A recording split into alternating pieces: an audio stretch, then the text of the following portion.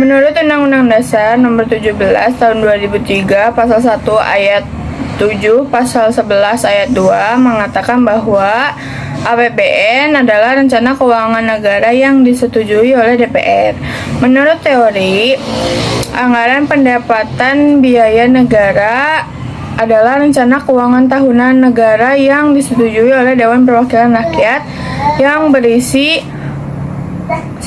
sistematis dan terperinci, yang membuat rencana pengeluaran dan penerimaan selama satu periode.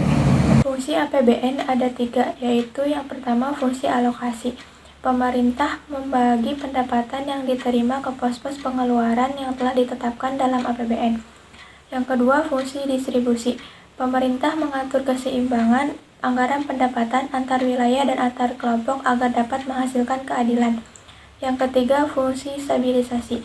Anggaran pemerintah akan menjadi alat untuk memelihara dan mengupayakan keseimbangan pokok perekonomian.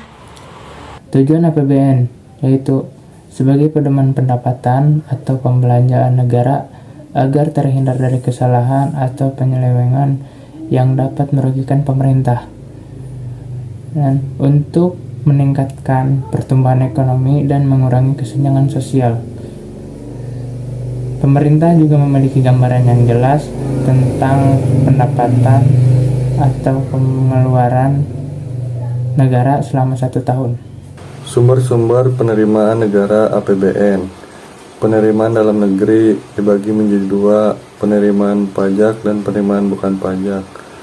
Penerimaan pajak yaitu pajak penghasilan, pajak pertambahan nilai, pajak bumi dan bangunan, bea perolehan hak atas tanah dan bangunan, bea cukai atau pita cukai, perdagangan internasional, ekspor dan impor.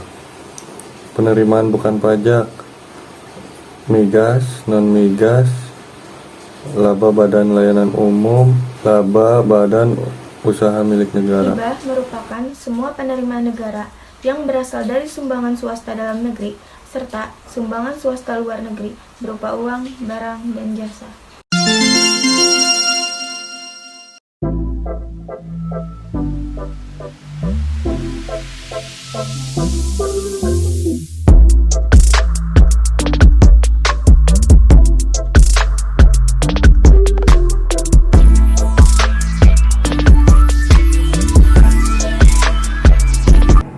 APBD merupakan wujud pengelolaan daerah yang ditetapkan selama 1 tahun.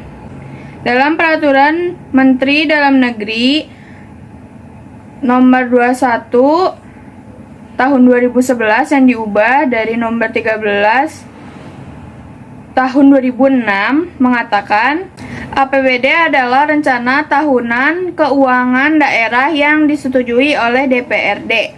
APBD juga merupakan satu kesatuan yang disusun oleh pendapatan daerah, biaya daerah, dan pembiayaan daerah.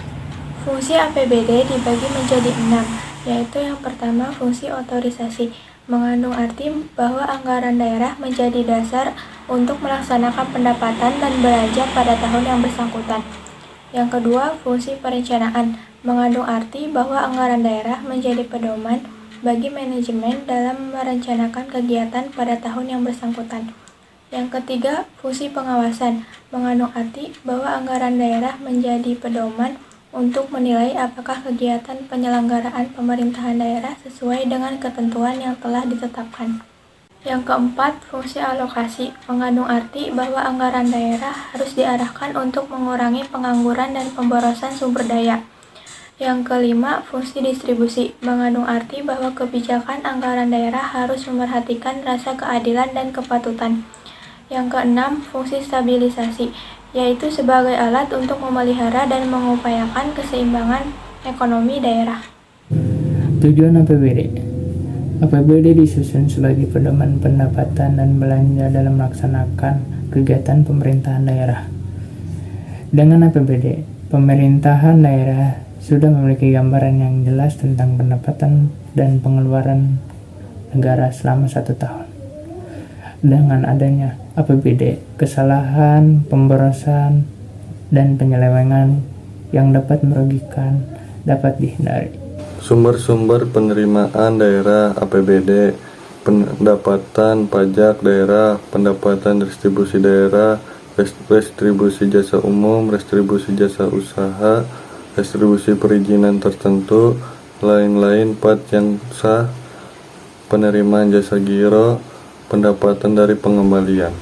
Jenis-jenis belanja daerah: belanja pegawai, belanja bunga, belanja subsidi, belanja bantuan sosial, belanja bagi hasil, belanja bantuan keuangan, dan belanja tidak terduga.